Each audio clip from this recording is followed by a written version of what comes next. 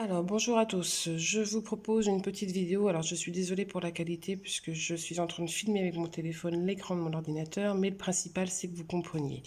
Donc, je vous propose une correction du contrôle que vous aviez à faire chez vous. Donc, là, premier exercice concerne le cours. Sachant que vous aviez votre cahier à la maison, c'était facile de récolter les points. Donc pour la première question, on vous demande de citer 3 paramètres qui influencent les besoins énergétiques de l'homme. On a donc vu dans l'activité 15 bis que l'âge, le sexe et l'activité physique vont justement influencer ces besoins. Je vous avais indiqué aussi que la température extérieure ou une grossesse pouvait effectivement être d'autres facteurs qui influencent ces besoins. Dans la question 2, on vous demande de citer la situation dans laquelle on ne dépense aucune énergie. Et donc dans cette même activité, on a vu que toutes les activités nécessitent une dépense d'énergie, sauf quand on est mort.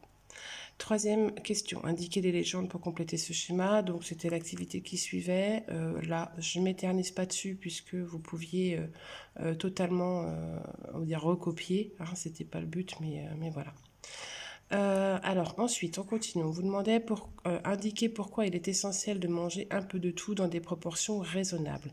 Donc on l'a vu lors d'une activité qu'il est important de manger un peu de tout dans des proportions raisonnables, bien évidemment, afin d'apporter en fait l'ensemble des nutriments nécessaires au bon fonctionnement du corps. Donc des nutriments énergétiques, bâtisseurs, protecteurs et fonctionnels au corps.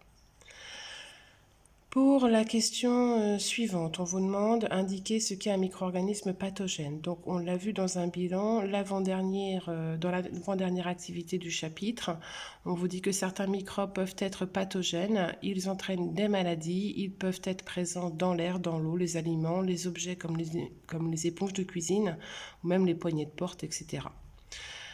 Question 6. On vous demande d'indiquer les 3 traitements différents qui permettent de conserver plus longtemps les aliments. Donc c'était la dernière activité, un travail que vous aviez à faire à la maison, un tableau à compléter. Et donc dans le bilan, on a repris les principaux traitements, à savoir donc la pasteurisation, la stérilisation, qui sont des chauffages. On pouvait aussi noter le réfrigérateur, la congélation. On a aussi des traitements chimiques comme le salage. Hein. On a vu également les atmosphères modifiées. Donc il y avait la brique, tout ce qui est blister, le jambon sous blister ou la salade, on en avait parlé aussi. Donc voilà pour cette question. La dernière question, c'était dans la même activité, les 3 règles d'hygiène à respecter pour éviter la contamination. Donc ma question ne portait pas sur le Covid, hein, elle portait bien sur la contamination des aliments.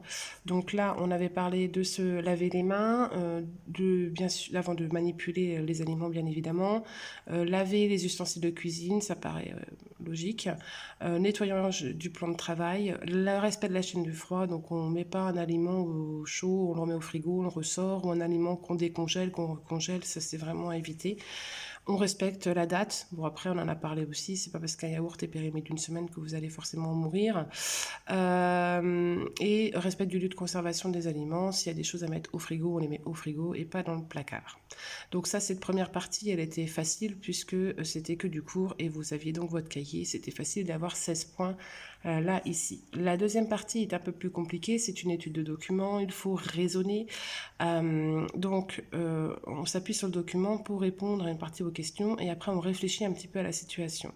Donc première question, indiquer à partir de quelle matière on fabrique le vin. Donc dès la première question, la première phrase du texte, vous aviez la réponse.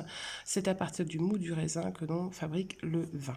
Deuxième question, indiquer qui est responsable de cette transformation. Donc pareil, dans le texte, on vous dit que sur la peau des grains de raisin vivent de nombreuses levures. Et le mot levure aurait dû vous faire vraiment réagir puisque on l'a vu pour la transformation du blé en pain. Et en fait, le raisin se transforme en vin de la même façon. C'est pas les mêmes levures, mais ça fonctionne pareil. Donc ce sont les levures qui sont responsables de cette transformation. Alors, pour la question 3, on vous demandait d'indiquer pourquoi un bouillonnement apparaît dans le mou. Donc pareil, dans le texte, on vous dit le mou se transforme et donne l'impression donc de bouillir. Cette impression est due à la production d'un gaz, le dioxyde de carbone. Donc moi j'attendais, il y a une production de dioxyde de carbone qui donne l'impression d'un bouillonnement. On n'oublie pas de faire des phrases. Question 4, indiquer pourquoi ce bouillonnement disparaît au cours de quelques jours. toujours pareil, hein, donc dans le texte, on vous dit que ces transformations cessent. Le jus s'est enrichi en alcool, s'appauvrit en sucre. Alors c'est parce qu'il n'y a plus de sucre que les levures ne peuvent plus faire leur travail. Et donc, voilà pourquoi le bouillonnement s'arrête. Question 5. Indiquez pourquoi le jus de raisin pasteurisé donc, ne se transforme pas en vin. Donc pareil, dans le texte, il est dit qu'un jus de raisin pasteurisé est chauffé à 70 degrés. Or, à cette température, les levures sont détruites. Donc si je n'ai pas de levure, je n'ai plus de transformation donc, du raisin en vin. Alors, les 3 dernières questions. Donc, 6, à votre avis, est-ce que le raisin, alors bien sûr, c'est pas raison, hein, c'est raisin, là, il y avait une double faute de frappe, on retrouve la même erreur un peu plus bas. Donc, est-ce que le raisin lavé et nettoyé avant d'être pressé peut se transformer en vin? Bien sûr que non, puisqu'on a retiré les levures. Donc, on se retrouve dans la même position que la question précédente. Question 7. Proposer une manipulation simple pour transformer le jus de raisin pasteurisé en vin. Eh ben, il faudrait juste... Alors, j'ai oublié d'afficher la réponse précédente. Donc, pour la question 7, il faudrait juste rajouter des levures. Alors, bien sûr, pas des levures boulangères, hein, comme pour le pain, mais des levures qui sont déjà présentes naturellement sur les grains de raisin. Et enfin, dernière question. En classe, donc, on a vu la transformation de la farine de blé en pain. Ici, la transformation du raisin en vin. Indiquez le nom que l'on donne à ces deux transformations.